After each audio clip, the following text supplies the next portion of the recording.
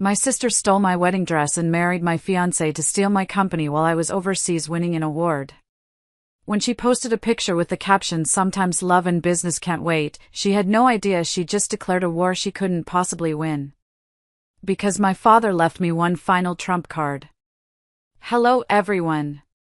Thank you for being here with me today. Before I begin my story, I'd love to know which city you're joining us from. Please feel free to share in the comments. Now, let me take you into this story. My name is Lorraine, but everyone who knows me just calls me Lori. My world should have been one of soft sunlight and the scent of fresh ink from drafting paper. That's how I always remember my father's design studio, Lumiere Designs. The light would stream through the big loft windows in the afternoon, catching dust motes dancing in the air and illuminating the warm smiles of employees who weren't just staff, they were family. I remember running through the studio as a little girl, my father letting me help by sorting fabric swatches. He built that company from a single sketchbook and a dream that everyone told him was impossible. It was supposed to be my inheritance, not just the business and its assets, but the passion, the loyalty, the light. It was his soul, tangible and real. But on that dreary Tuesday afternoon, the only thing filling the air was a tension so thick you could taste it, metallic and sour like a storm on the horizon. Across the polished mahogany conference table, my fiancé, Sterling Hayes, tapped his fingers. A steady, rhythmic tap, tap, tap, against the wood that felt like it was drilling directly into my skull. He always did that when he was getting impatient. Lori, for the last time, this merger is the best decision for both of us. For both companies, he said, his voice a smooth, practiced baritone he probably rehearsed in front of a mirror. He sounded reasonable, but his eyes were hard. Why can't you see that? His frustration was a thin veil over his raw ambition. Sterling was the heir to Apex Corporation, a massive, soulless conglomerate known for acquiring and gutting smaller companies. He had those chiseled, old-money features you see in magazines, the kind that are supposed to signal trustworthiness and strength. But lately, whenever I looked at him, all I could see was the cold, hard gleam in his eyes, like polished stones. "The best decision for Apex, you mean?" I shot back, my voice sharper than I intended. I hated that he could still get under my skin so easily. "Sterling, my company is the dream my father built from nothing. Garrett, our accountant, has been with us for 30 years. Maria, at the front desk, watched me grow up. I won't let you use us, to patch up the holes in your failing business." He had the audacity to look offended. "You make it sound so predatory," he sighed, leaning back in his chair, the expensive leather groaning in protest. The condescending edge in his voice was unmistakable. "I'm telling you, Lori, this is a strategic partnership. It's synergy. Your creative assets, our market reach. It's a win-win." Ever since my father's funeral 2 years ago, something in Sterling had shifted, or maybe, it was just that my own blinders had been ripped away. The man who once praised my design talent, who held me as I sobbed through my eulogy, now looked at my life's work as just another asset to be absorbed, another pawn in his grand corporate game. He'd stopped seeing me and only saw a balance sheet. As he droned on about market caps and shareholder value, my father's words echoed in my mind, as clear as the day he spoke them. I was transported back to that sterile, beige hospital room, the rhythmic beeping of the heart monitor the only soundtrack to our last conversation. I could almost feel his frail, papery hand in mine, smell the antiseptic scent that clung to everything. He was weak, his voice a raspy whisper that I had to lean in to hear, but his eyes were sharp, lucid. "Lori," he'd warned me, squeezing my hand with surprising strength. "Sterling is too ambitious. It's in his blood, passed down from his father. There's a hunger in his eyes that can't be satisfied. Love can give us strength, but, my girl, it can also blind us. Promise me you'll never lose yourself, no matter what." Back then, lost in a fog of grief and a naive, desperate love, I dismissed it as an old man's worry, the protective rambling of a father who thought no one was good enough for his daughter. How foolish I was. I had been so foolish. My chair scraping against the floor broke the memory. I stood up, planting my hands on the table. The tapping stopped. All I could hear was the hum of the air conditioner. "This discussion is over, Sterling," I said, my voice firm, leaving no room for argument. "Lumiere Designs will remain independent. That's my final decision, and it was my father's dying wish. You will respect that." He was eerily quiet for a moment, his jaw tight. Then, he let out a soft, low laugh that wasn't remotely humorous. It was a sound of dismissal, of condescension. It sent a chill right down my spine. "Fine," he said, his voice suddenly, unnervingly calm as he stood up to straighten his tie. "If that's how you feel. We'll take a break. Cool off a little. We have the rest of our lives, after all." That sudden calm, that faint patience, was more terrifying than any argument he could have made. It felt like the stillness of a predator that had decided to wait for a better moment to strike. That night, I came home so emotionally exhausted I could barely turn the key in the lock. The fight with Sterling had replayed in my head the entire drive home, a toxic loop of his condescending words and my own angry replies. All I wanted was to kick off my heels, pour a glass of wine, and maybe lose myself in some mindless television.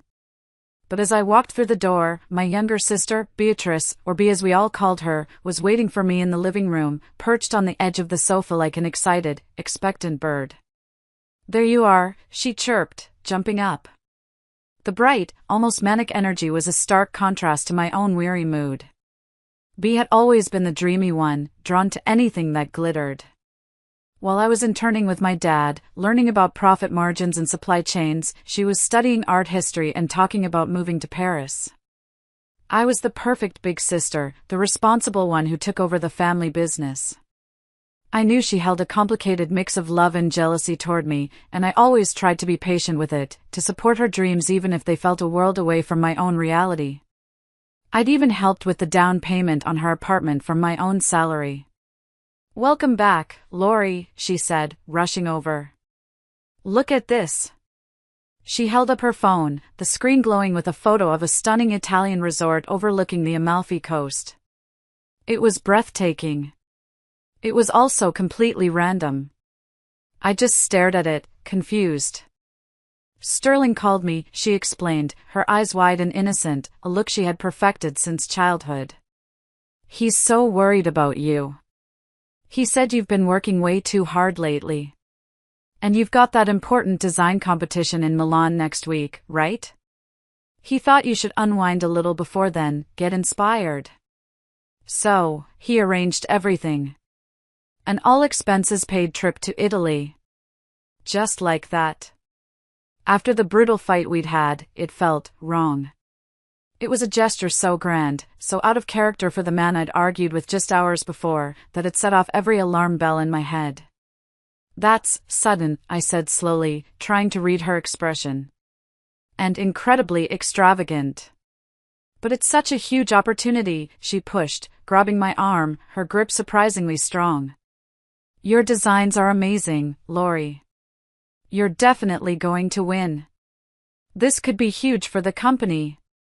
Think of the press. This could lead to a huge promotion for our head designer, maybe even open a European office. Think of what Dad would have wanted." She was good. She was hitting all the right notes, the company's success, our father's legacy. Her innocent smile, Sterling's unexpected kindness, it all felt like a performance. A well-rehearsed play where I was the only one who didn't have the script. I could feel something unseen lurking just behind their gestures, a shadow I couldn't quite make out. I hesitated, running a hand through my hair. "Bea, I can't just drop everything and go to Italy. We have the quarterly reports due, the fall line to finalize." "I already talked to Garrett," she interrupted cheerfully. "He said he can handle the reports. And Maria will reschedule your appointments." Sterling thought of everything. "He just wants you to be happy, Lori. To relax." The fact that they had gone behind my back to clear my schedule didn't feel thoughtful, it felt like being maneuvered. Still, she was right about one thing. This competition, the Prix d'Or, was the most prestigious in our industry. A major international award would give us the leverage we needed to stay independent, to shut down Sterling's talk of mergers for good. It was the perfect strategic move. Saying no wasn't an option. It felt like a trap, but it was a trap I had to walk into with my eyes wide open. Later that night, while packing, I called Meredith. "Am I crazy?" I asked, holding a silk blouse up to the light. "This feels weird, right?" "It's definitely weird," she agreed. "But maybe he's actually trying to make things right. Maybe your refusal today was a wake-up call for him." I wanted to believe her. I really did. So, in the end, I packed my bags. I accepted their so-called kindness and flew to Milan. I told myself I was being paranoid, that I was letting the stress get to me. I threw myself into the competition, shaking off that deep, gnawing unease, and channeled all of my anxiety and hope into my work. And you know what? I won. I won the grand prize. Standing on that brightly lit stage, holding that heavy, ornate award, my heart was full of a pure, unadulterated pride I hadn't felt in years. I had done it. Surely now, Sterling would have to respect me, respect my company. This was a huge step toward protecting my father's legacy. I was so proud. And so naive. The flight back from Milan was euphoric. I barely slept, too high on adrenaline and triumph. I sat by the window, watching the clouds drift by below, feeling like I was on top of the world. I clutched the heavy award in my carry-on, its cool metal a tangible proof of my success. I kept replaying the moment they called my name, the gasp from the audience, the flash of cameras. I imagined the look on Sterling's face when I showed it to him, not a look of defeat, but one of pride. I foolishly thought this victory wasn't just for me, but for us. Proof that Lumiere Designs was a powerhouse on its own, a worthy partner, not a company to be consumed. But the moment I unlocked the door to my apartment, that euphoric feeling evaporated like mist. The air inside was still and heavy, and it was thick with a sweet, cloying vanilla scent. It wasn't my perfume. It was BA's signature scent, the expensive one I'd bought her for her last birthday. I frowned, dropping my luggage by the door with a thud. My first thought was that she'd just stopped by to water the plants, but the smell was so strong, as if she'd been here recently. On the kitchen counter, I saw a wine glass with a faint lipstick stain on the rim. Not my shade. An uneasy feeling started to crawl up my spine as I walked through the quiet apartment. Everything seemed to be in its place, but the silence felt wrong. It wasn't the peaceful silence of an empty home, it was the charged silence of a space that held a secret. My heart started beating a little faster. Confused, I walked into my bedroom, planning to unpack and take a long shower to wash off the flight and this strange feeling. My eyes drifted to my closet. For some reason, a sudden, inexplicable urge pulled me toward it. I pulled the double doors open, and I froze. The garment bag, the special breathable one I kept it in, was gone. The space where it should have been was empty. The wedding dress. My wedding dress. It was a one-of-a-kind piece I had poured my heart into designing, made from the delicate, preserved lace from my late mother's own gown. It was more than a dress, it was a treasure, a link to my past, a promise for my future. And it was gone. My heart started pounding, a violent, panicked rhythm against my ribs. No, I whispered, my hands frantically searching the empty space, pushing aside my other clothes. What's going on? Where is it? I tore through the closet, my breath coming in short, sharp gasps. I ran to the guest room, pulling open that closet too. Nothing. My mind raced, trying to find a logical explanation. A dry cleaner mix-up? A robbery? But nothing else was missing. Just then, my phone buzzed in my pocket, the sound making me jump. It was Meredith Klein, my best friend and my rock. Meredith? What's wrong? I answered, hearing the tremor in my own voice. Lori, listen carefully, she said. Her tone was overly calm, the flat, professional voice she used in a crisis, and it only heightened my fear. You need to have a seat. What is it, Meredith? Just tell me, I pleaded, sinking onto the edge of my unmade bed. The vanilla scent seemed to be mocking me. There was a pause, a deep breath on her end, and then the words that shattered my reality into a million pieces. Lori. B and Sterling got married yesterday. The world went silent. I couldn't process it. The words echoed emptily in my mind, a language I didn't understand. Married? Who? It didn't make sense. It was a joke. A cruel, terrible joke. What are you talking about? I whispered. That's not funny. I'm not joking, Meredith said softly. Lori, she wore your dress. It's all over Instagram. That one sentence. She wore your dress. That was the one that broke me. A cold, heavy sickness rose from the pit of my stomach. My vision swam. It couldn't be real. This was a nightmare I would wake up from. Check Instagram, Meredith said again, her voice full of a pity that I couldn't bear. It's all there. It looks like they planned it the moment you left for your trip. I'm so sorry, Lori. I should have seen it coming sooner. Her voice faded into the background. I ended the call without another word, my fingers shaking so badly I could barely unlock my phone. I opened the app. And there it was. My own personal hell, curated for the world to see. A flood of photos, dozens of them, pierced me like shards of glass. B, radiant in my wedding dress, clinging to Sterling's arm with a brilliant, triumphant smile. A luxurious chapel, an extravagant reception, laughter among friends, our friends, people who had just wished me luck on my trip. I saw them all, smiling and clapping. And then, the most recent post from BA's account. A photo of the two of them, kissing, captioned, the moment we realized it was fate. Sorry, Lori, but sometimes love and business don't wait. Love and business. In that instant, everything clicked into place with horrifying clarity. The trip.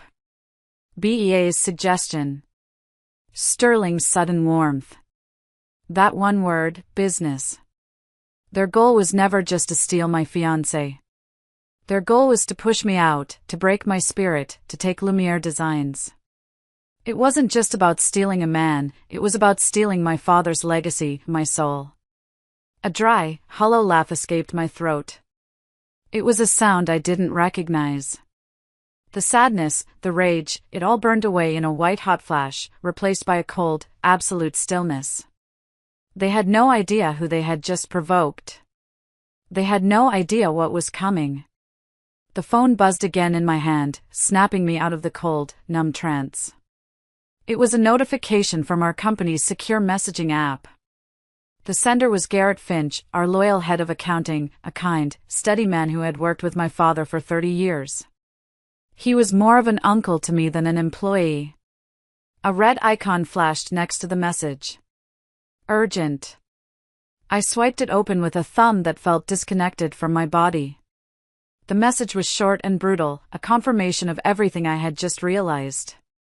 Lori, we have a problem. Sterling is demanding an emergency shareholders meeting for next Friday, citing your unapproved absence. The agenda has been posted. Item 1, dismissal of current CEO. Item 2, vote on a full merger with Apex Corporation.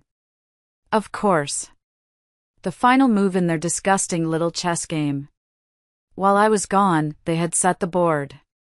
While I was winning a prestigious award for the company, an award that would increase its value and prestige, they were plotting to steal it from under me. The trip wasn't a gift, it was a tactic. To get me out of the country, out of the way. I took a slow, deep breath, the cold stillness inside me hardening into something else. Something sharp. Something like steel. I thought of my father's face, of his warning. Never lose yourself. I wasn't losing myself. I was finding a part of myself I never knew existed. I typed my reply, my fingers perfectly steady now. Garrett, stay calm. Thank you for the warning. Everything is under control. Our counterattack starts now. In that moment, something inside me broke for good, but something new and formidable rose up in its place. I was no longer the grieving daughter, the trusting fiancée, the loving sister. The woman who would have cried, who would have shattered, was gone. All that was left was a CEO with a company to protect and a promise to keep. If I had to become a devil to fight the devils who had wronged me, then so be it. I immediately redialed Meredith's number. She answered on the first ring, her voice anxious. Lori, are you okay? I'm on my way over. Stay where you are, I said, my voice devoid of any emotion except for a chilling resolve. I don't have time to fall apart. I don't have time to cry. This is war, Meredith. I could almost hear the smile in her voice, a mix of concern and admiration. I've been waiting to hear that tone. Where do we start, General? The plan began to form in my mind, sharp and clear, a blueprint for retribution. First, the investigator. You said his code name is Zero? Hire him. I don't care what his fee is. Tell him I'll double it. I don't want a corporate suit who plays by the rules.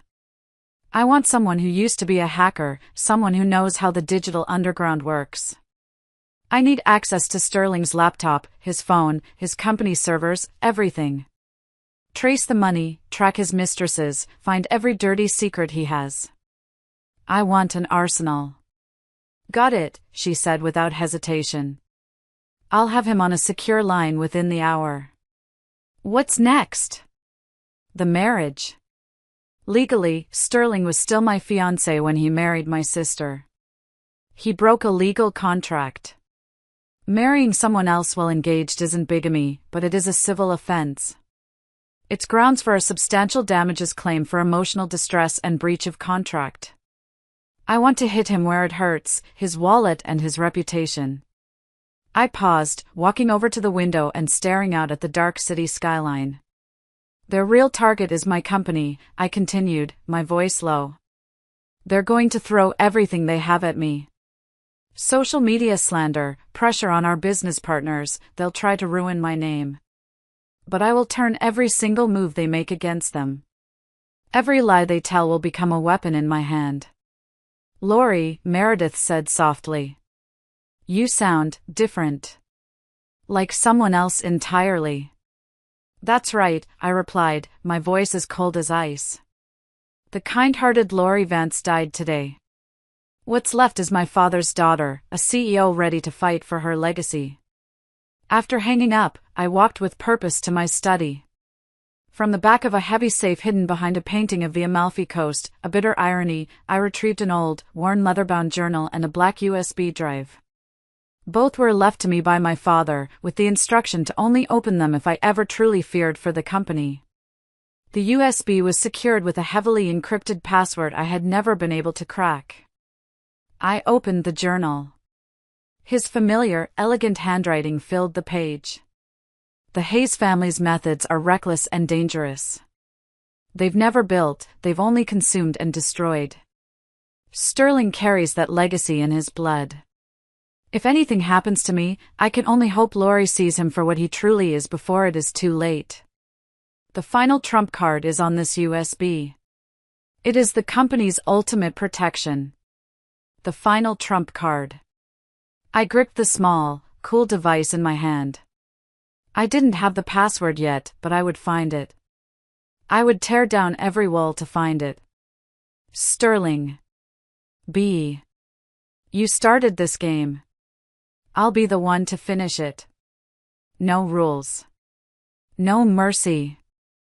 The next morning, the world turned its fangs on me, just as I'd predicted. I woke up not to my alarm, but to my phone buzzing incessantly on the nightstand. It felt like 1,000 angry bees were trapped inside it. I didn't need to look to know what was happening. My face, a carefully selected, unflattering photo, was plastered across the top of every news and gossip site. Breaking: rising star designer Lori Vance accused of embezzling company funds, fleeing abroad. Sources say jealousy over sister's marriage to fiancé drove the act. Sources. The word was laughable. The source was clearly Sterling's high-priced, morally bankrupt PR firm. I tapped on one of the articles, my stomach churning with a mixture of disgust and cold fury. A video, already viral, began to play. It was B, giving an emotional, tear-filled interview from what looked like the living room of Sterling's penthouse. She looked fragile, heartbroken, an Oscar-worthy performance. My sister, she sobbed, dabbing her eyes with a delicate handkerchief. She's always been the type who had to have whatever she wanted. When she found out Sterling and I had developed feelings for each other, she became unhinged. She forced herself between us. I guess the company was struggling more than she let on, but I never imagined she'd steal from it. I can't believe the woman I grew up with would do this. Next to her, Sterling held her gently, stroking her back like she was a wounded dove. He looked into the camera with a grave expression. All I want is what's best for Lumiere Designs and its employees. I'm prepared to step in and stabilize the company during this difficult time. The comment section below was a cesspool of vitriol. Home wrecker. What a disgrace. I knew she was too good to be true. She let success go to her head. At the same time, my work email was exploding. Partnerships were being indefinitely suspended. Banks were suddenly revisiting the terms of our loans. Panicked employees were flooding Garrett's inbox, demanding answers. Is this true? What's going to happen to our salaries? Is my job safe? Sterling's assault was brutal, swift, and precise. He wasn't just trying to humiliate me, he was trying to create enough chaos and panic to force the shareholders' hands. He wanted to make a merger with Apex seem like the only viable option for survival. Everything I'd built, everything my father had entrusted to me, it was all crumbling under a landslide of calculated lies. That afternoon, I sat alone in my office, the big leather chair that used to be my father's feeling cold and empty. I stared at his portrait on the wall, his kind eyes seeming to watch me with concern. The sky outside was thick with dark, churning clouds that matched my mood. For a fleeting, terrifying moment, I felt the icy grip of despair. Maybe this is it. Maybe he's already won. Dad, I'm sorry. I couldn't protect your company. Just as that chilling thought wrapped around my heart, there was a gentle, hesitant knock at the door. It's Garrett, a familiar, comforting voice called out. I opened it to find Garrett Finch, our veteran head of accounting, standing there with a look of deep concern etched on his time-worn face. In his hands, he held a thick, heavy file folder. Please don't carry this burden alone, Lori, he said, his voice steady and kind, cutting through the noise in my head. We believe in you, just like we believed in your dad. The people who matter, we know who you are. Tears welled in my eyes, but I blinked them back fiercely. Now was not the time for tears. Garrett, these lies, they're everywhere. Lies are fragile. The truth is stubborn, he finished for me, stepping inside and closing the door. And more importantly, take a look at this. He opened the file on my desk. Inside were pages and pages of detailed accounting records, meticulously organized. Several pages were marked with bright red tabs. Sterling signed multiple shady consulting contracts over the past month, totaling about $500,000, he explained, his finger tracing a line item. His hands, though old, were steady. The payments were authorized through a junior accountant Sterling personally recommended for a promotion last year. The firms he's dealing with, they're paper companies. Registered in Delaware, no real operations. I spent all of last night tracing where the money is going. He flipped to another document, a list of private investors who had been quietly buying up Lumiere Design stock through an anonymous brokerage firm. I looked into them, Garrett said, his expression grim. It took some digging, but I found the connection. All of them are Sterling's old fraternity brothers from college or Shell employees from Apex. He's using our company's money to secretly buy out our own shares. The blood thundered in my ears. He was embezzling our funds to steal our company. It was more audacious, more criminally blatant than I could have imagined. At this rate, Garrett concluded, with the shares he already inherited, he'll have majority control by next week's emergency shareholders meeting. Garrett, thank you, I whispered, a new, ferocious fire igniting inside me. This was the first piece of concrete evidence. The first weapon. This is exactly what we need. He gave me a firm, reassuring nod. We're with you until the end, Lori. That's a promise I made to your dad on his deathbed. His words were like fuel to my fire. I wasn't alone in this. I had allies. And they were ready to fight. That night, the war room, which was really just my dimly lit study, felt charged with a new energy. Garrett's evidence was the first real crack of light in the oppressive darkness. Then, Meredith called, her voice buzzing with an excitement that was contagious. Lori, that investigator you asked for? Zero? He's not just good, he's a ghost. A digital phantom. A former white hat hacker who used to consult for federal agencies. There's nothing in the digital world he can't find. Can he start immediately? I asked, pacing back and forth in front of the window. The city lights below seemed to blur together. He already has, she replied, and I could hear the grin in her voice. He's been inside Apex Corporation's servers for the past 6 hours. And Lori, he's found something juicy. A moment later, a heavily encrypted file appeared on my secure app. I clicked it open. It was an internal Apex document, a confidential financial forecast, and it was bleeding red ink. I scanned the columns of figures, my eyes widening with every line. Look at this, Meredith said, her voice grim as she read from her own copy. The Hayes family is drowning. Years of reckless investments, failed expansions, massive corporate debt. The banks are cutting them off. This is why they want Lumiere designs so badly. Your company's clean assets, high credit rating, and stable cash flow, they're not just trying to get richer, Lori. They're desperate. Lumiere isn't a trophy, it's their last lifeline. So that was it. Not just pure greed, but sheer desperation. That's why they were pushing so hard. That's why they were so ruthless. They weren't building an empire, they were trying to stop their own from crumbling. And here's the real bomb, Meredith continued, her voice dropping lower, becoming serious. He found something else. Something dark. Another file came through. An audio recording. The file name was just a string of numbers. Meredith explained that Zero had managed to access the archived recordings from the Apex boardroom's voice-activated system.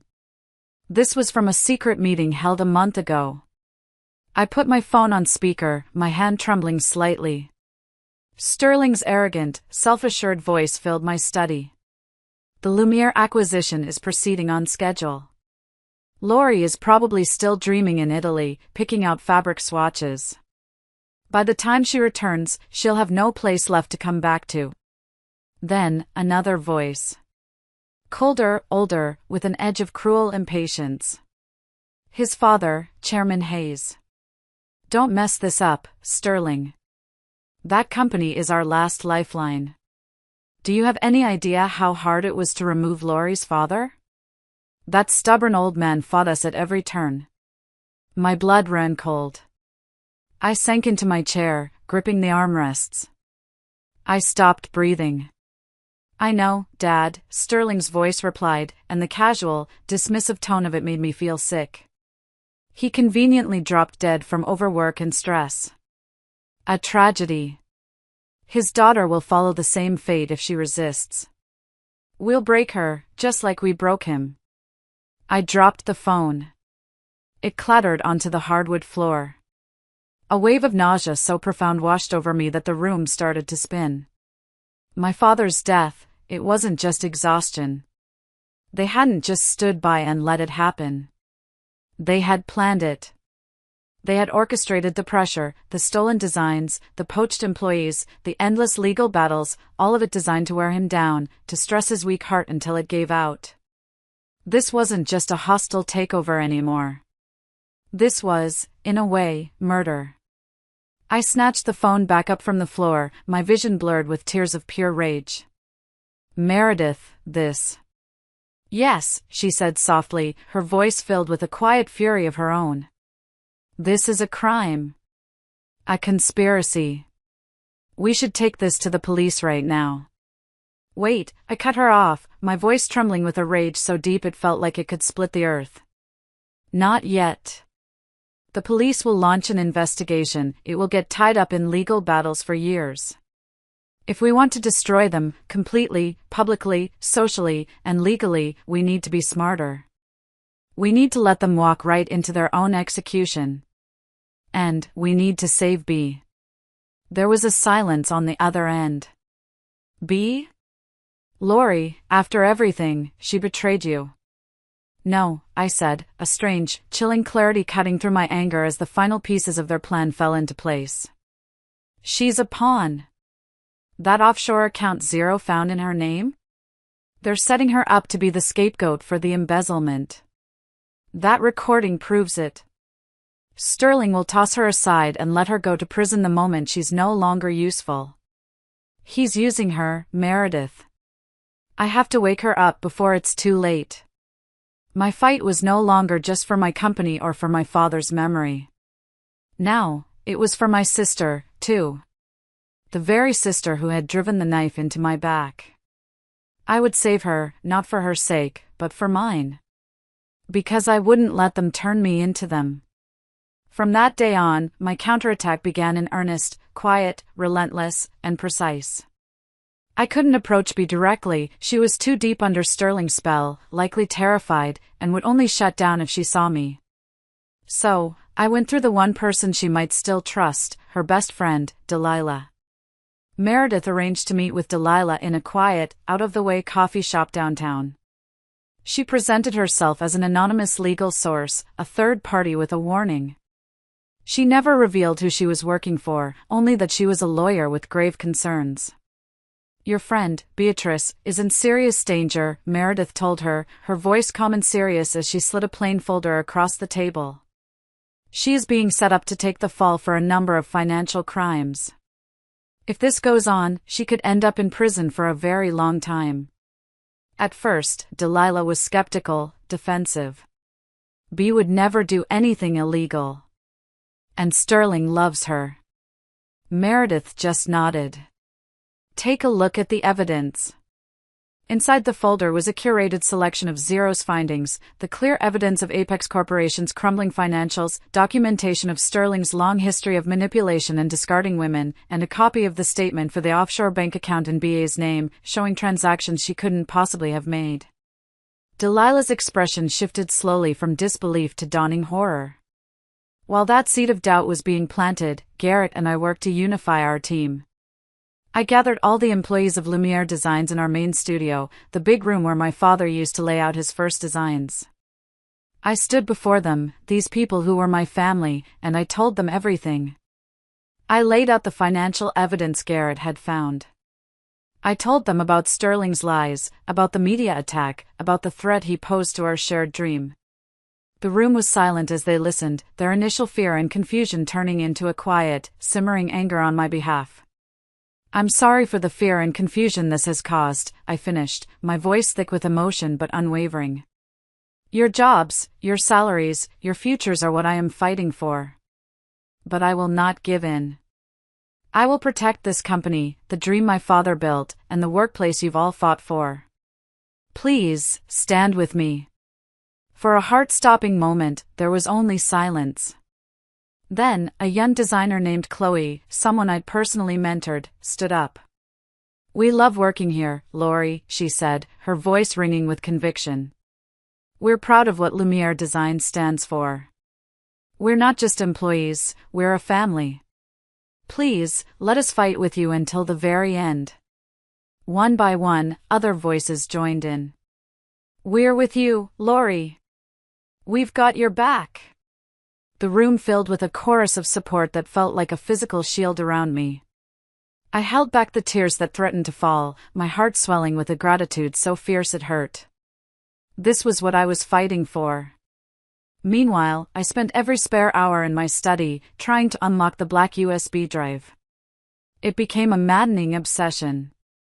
I sat for hours, my eyes burning from staring at the screen, trying every password I could think of. My father's birthday. My mother's. Their anniversary. The company's founding date. Every time, the same frustrating, blinking cursor, access denied. Dad, what were you trying to tell me? What did I miss? The emergency shareholders meeting was just 3 days away. Time was running out. Then, a secure message came from Meredith. It was a forward from Delilah. "Lori, you were right. Something's terribly wrong with B. She calls me crying but hangs up if I ask too many questions. She looks terrified whenever Sterling is around. I saw her yesterday, and she was refusing to sign some documents he was pushing on her. Today, she told me she found a bank statement from an overseas account she swears she knows nothing about. She's trapped." That was it. Sterling was preparing his final move, getting her signature on documents that would make her the legal scapegoat. "Meredith, we need to get B out of there now," I said into the phone, my heart pounding.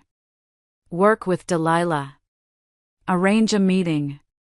Get her to a safe place before Sterling finds out she's talking to anyone." Got it. But will she listen? Will she actually leave? I took a deep breath. It was time for the nuclear option. "Play her the audio recording," I said, my voice hard. "Let her hear Sterling and his father talking about what they did to my dad. Let her hear the man she thinks she loves talk about her sister, me, following the same fate. That will wake her up." I sent Meredith the file. It was a brutal, shocking thing to do to my own sister, but it was the only way to shatter the illusion she was living in. It had to be the shock she needed to finally see the monster she was married to. The day before the shareholder meeting was a blur of frantic preparation. Meredith and I were on the phone with our own legal team, preparing motions and countermotions. Garrett was double-checking every number, every piece of financial evidence. The air in my office was thick with the scent of coffee and nervous energy. We had enough evidence, we thought, to bury Sterling legally and socially. We had the embezzlement records, the testimony from Nathaniel Nate Reed, the external auditor for Apex whom Zero had identified as a man of integrity and secretly contacted, and the damning audio recordings. But I knew the real truth, the final, unshakable piece my father wanted me to have, was still locked inside that stubborn black USB drive. Late that night, long after everyone else had gone home, I sat alone in my office, the city lights twinkling below like a silent, indifferent audience. I was exhausted, my mind feeling frayed at the edges. I picked up my father's journal one last time, flipping through the familiar pages, not looking for clues anymore, just seeking comfort in his handwriting. I was about to give up when I noticed something I'd missed a dozen times before. On the very last page, a page he must have written shortly before his final hospital stay, there was a faint, circular ink stain in the bottom corner, almost like a teardrop had fallen there long ago and blurred the ink. And right next to it, written in my father's delicate, almost spidery fountain pen script, were a few barely legible words. "The day you gave me that sketch, your first drawing of me. My smiling face. I'll never forget it. A treasure forever." Below the words was a string of numbers, written so faintly I had to angle the page under my desk lamp to read them. 199800516. May 16, 1998. My 6th birthday. The memory hit me with the force of a tidal wave. I remembered that day so clearly.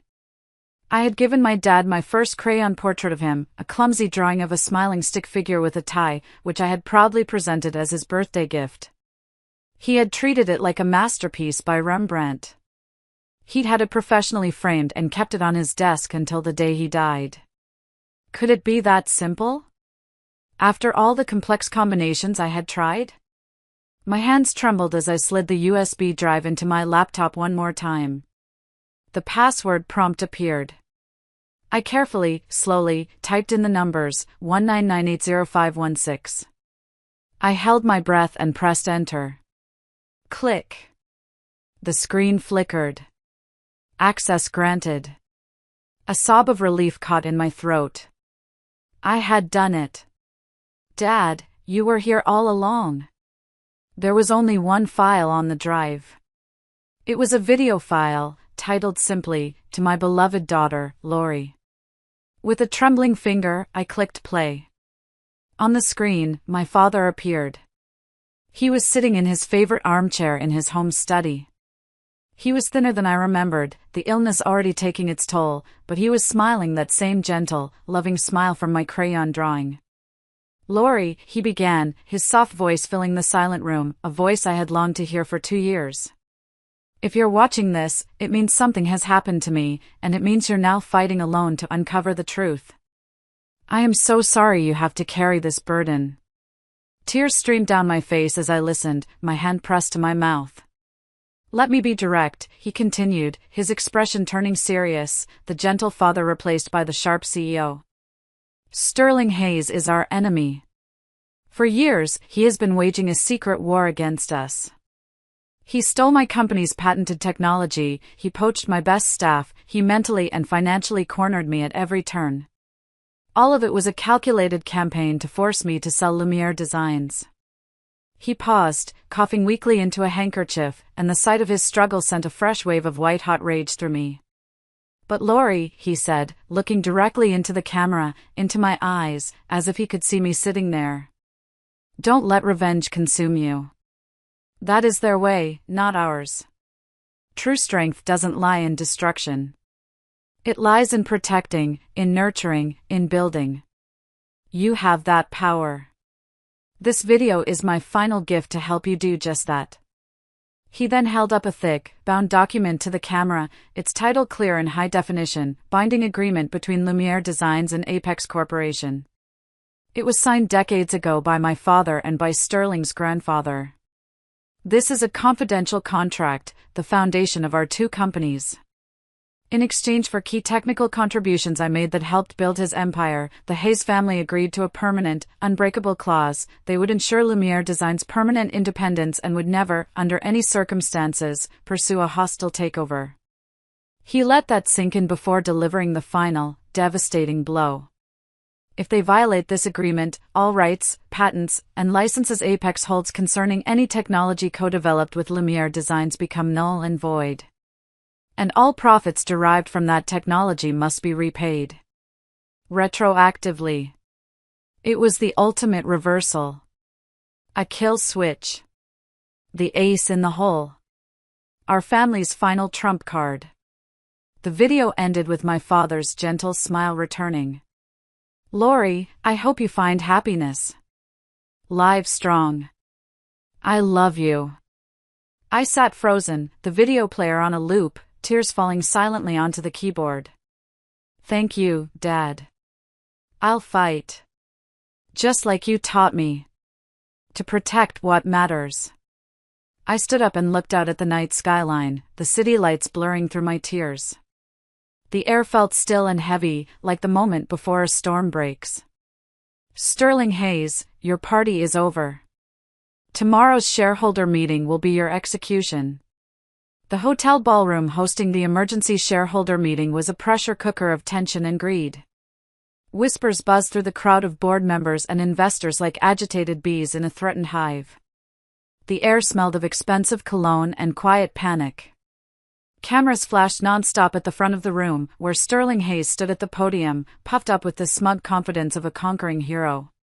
Next to him, his father, the chairman, looked visibly shaken, his face pale, but Sterling was the picture of control. He was an actor playing the role of a lifetime. B, however, was nowhere to be seen.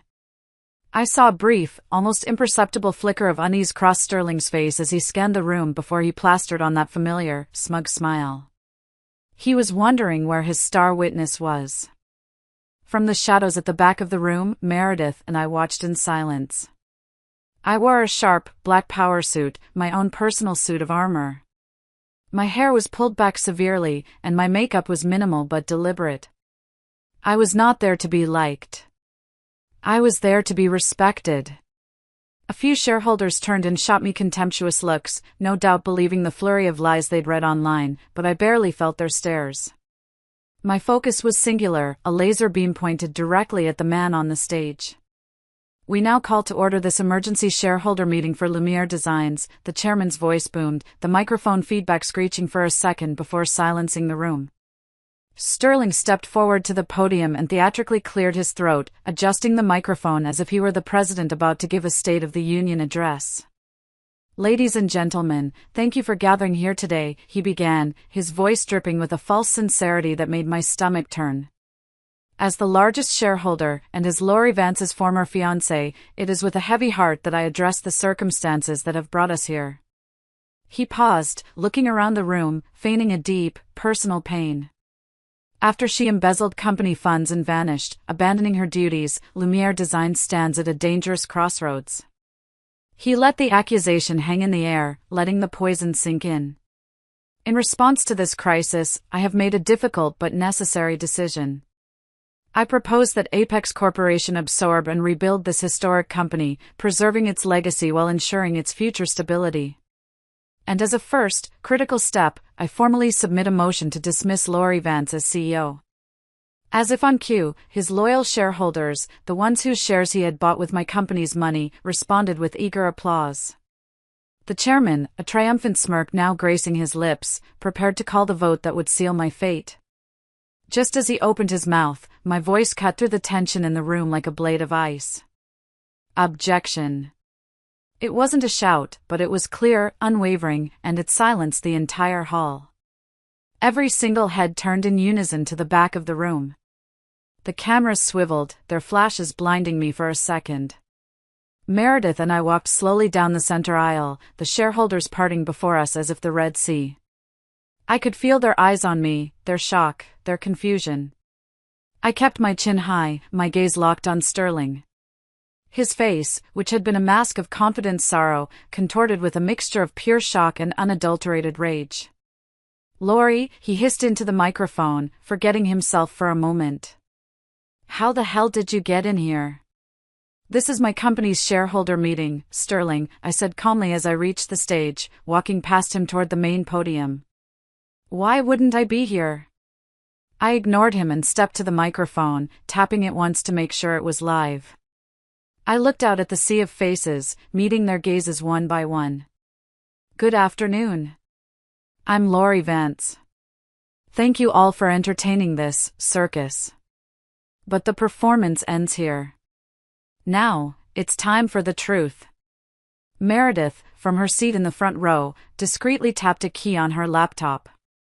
The large presentation screen behind me, which had been displaying the Lumiere Designs logo, flickered to life. "First," I announced, my voice ringing through the powerful speakers, "let's address Mr. Hayes' claim to be the majority shareholder. A claim which, I can now prove, is fraudulent and under serious legal dispute." The screen lit up with the transaction records Garrett had uncovered. A complex web of paper companies, fake consulting contracts, and secret stock purchases all traced back to Sterling's college friends and Apex shell corporations. The room erupted in gasps and shocked murmurs. "Sterling Hayes embezzled over $500,000 from our company to secretly purchase these shares," I declared, my voice cold and factual. "This constitutes both a profound breach of fiduciary duty and criminal embezzlement under corporate law." Sterling's face turned a blotchy, furious crimson.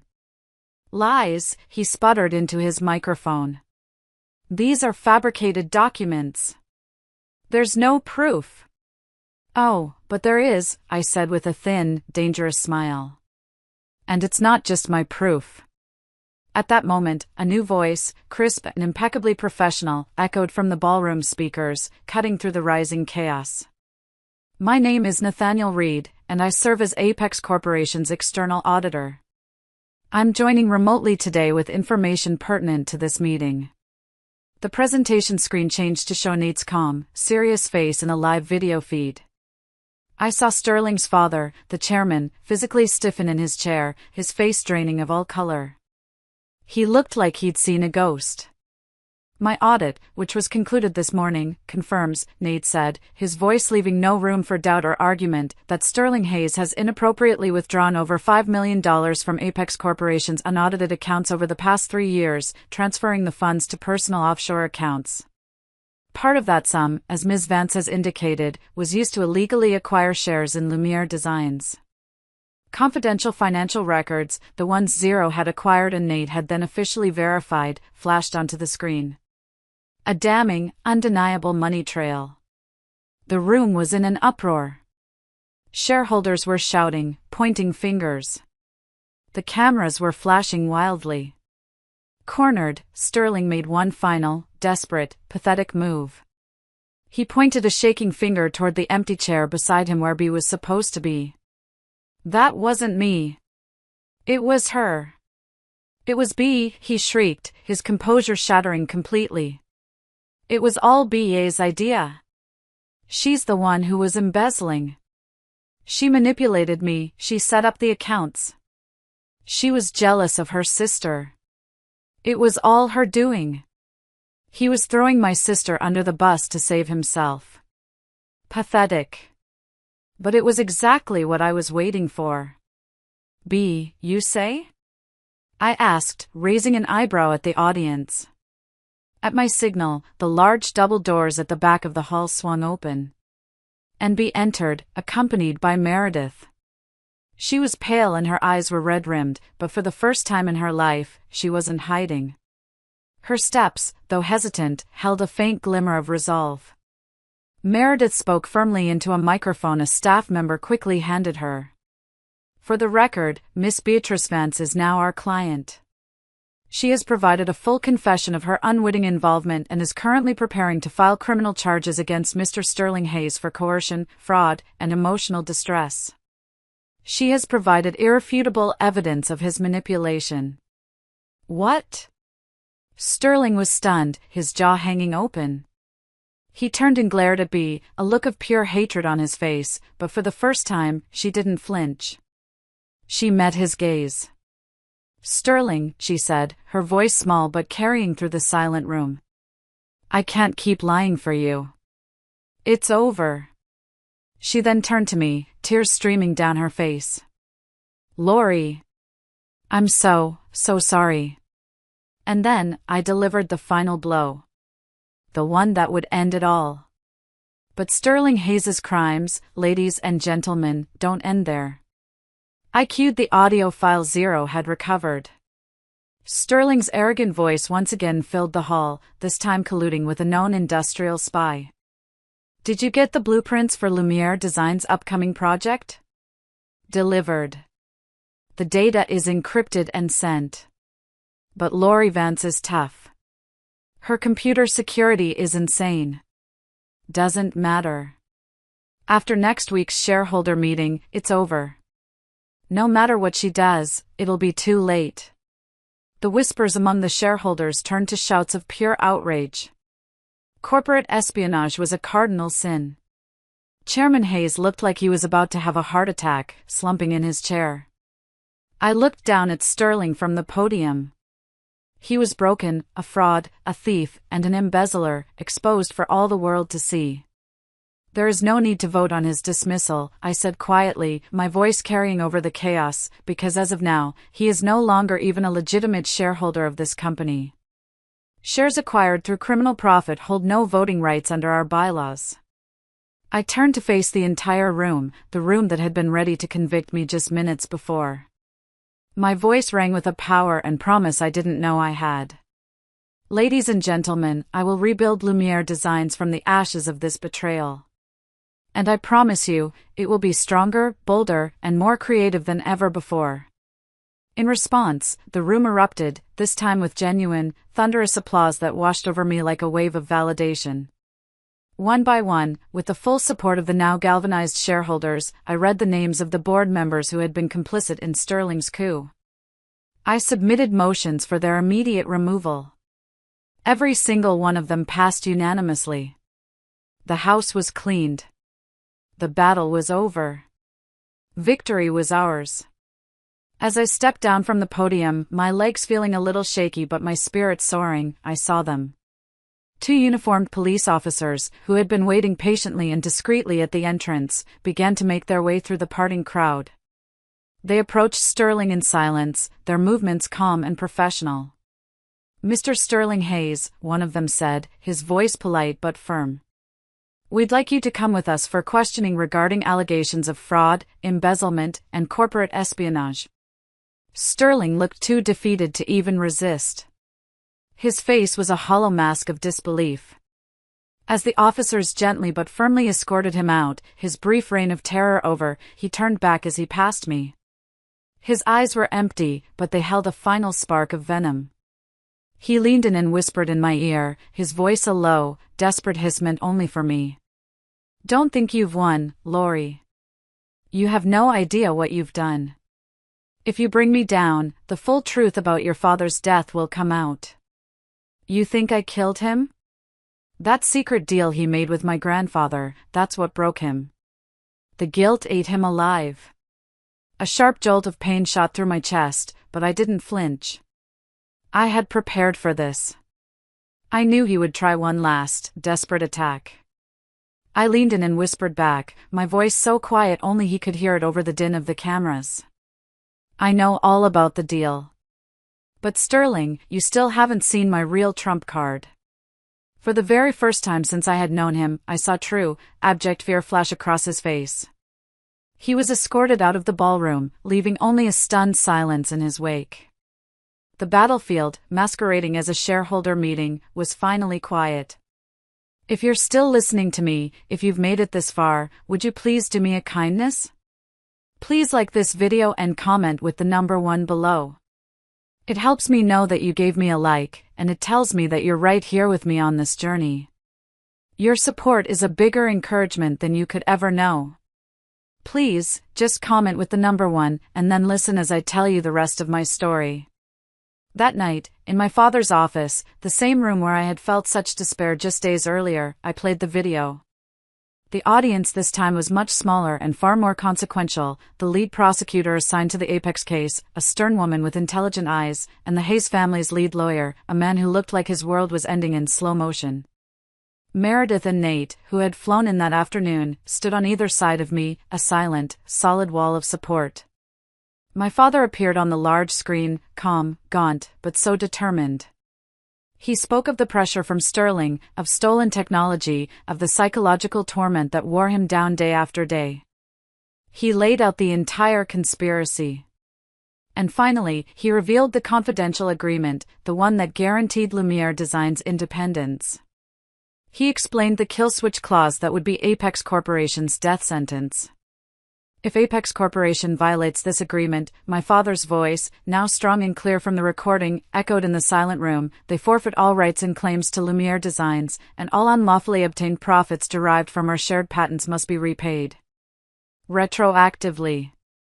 The moment the video ended, the Hayes family's lawyer let out a long, slow breath, wiped sweat from his brow, and stared up at the ceiling as if seeking divine intervention. He knew. This wasn't just a contract, it was a financial catastrophe for them. Every action they had taken against us, the hostile takeover attempt, the industrial espionage, now constituted a massive breach, making them liable for decades of profits. For the already crumbling, debt-ridden Apex Corporation, it was the final, fatal blow. The prosecutor turned to me, her expression grim but respectful. "Ms. Vance," she said. "This video changes everything. It will serve as critical evidence of Sterling Hayes' long-term malicious intent. His charges will no longer be considered simple financial crimes alone. This establishes a pattern of conspiracy and persecution. Even in death, my father had protected me. He had given me the ultimate weapon, and it had worked perfectly." Weeks later, Bea visited my office. She knocked softly, a sound I hadn't heard from her in years. She was different. The glamorous clothes and heavy makeup were gone, replaced by a simple dark suit. She carried herself with a quiet seriousness I had never seen in her before. "Lori," she began, her voice trembling. She didn't make excuses. She just apologized, deeply and sincerely. "I'm truly sorry. I was a fool. I couldn't see anything clearly." Sterling's sweet words, my own stupid jealousy toward you. I lost myself. I let him use me. I said nothing for a long time, just watched her. I saw the sister I grew up with, but also the stranger she had become. "I know I don't deserve your forgiveness," she continued, tears finally welling in her eyes. "But I want to spend the rest of my life atoning for what I've done. Meredith has, she's taken me on as an apprentice at her law firm. A paralegal. I want to help people like me, people who were tricked and hurt by powerful men." Her eyes held no doubt, no trace of the dreamy girl she used to be. She was finally beginning to walk her own path, one forged in humiliation and regret. I finally said softly. "Your life is just beginning. Make it count." "Thank you, Lori," she whispered. I watched her leave, her shoulders a little less burdened. Maybe, just maybe, the twisted, broken bond between us had begun to mend through this long, painful war. As predicted, Sterling received a heavy sentence. With BA's testimony and the mountain of evidence, he was convicted on all counts. Embezzlement, fraud, data theft, conspiracy, and indirect involvement in my father's death through malicious persecution. 15 years. He screamed in court that he was the victim, that we had all conspired against him, but no one listened. Apex Corporation, unable to pay the massive damages stipulated by the contract, filed for bankruptcy and was liquidated. The once mighty empire crumbled into dust. In the year that followed, Lumiere Designs didn't just recover, it thrived. The scandal, though harrowing, had catapulted our name into the international spotlight. We were the little company that had stood up to a corrupt giant and won. I was the designer who refused to bow to corruption.